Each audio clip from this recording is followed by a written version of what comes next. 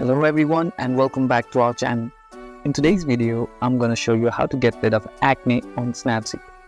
If you're new to Snapseed and you don't know how to get rid of acne on Snapseed, I'm going to show you an easy hack to do it. So without any further ado, let's get into it. At first, open the Snapseed app on your phone. Now click on the plus icon to add the photo that you want to edit. Now as you can see, the subject has very visible acne. Now to get rid of these acne, simply click on Tools at the bottom menu. Now select the healing option. Now simply brush over the acne area. And as you can see, we have removed all the acne from the subject face.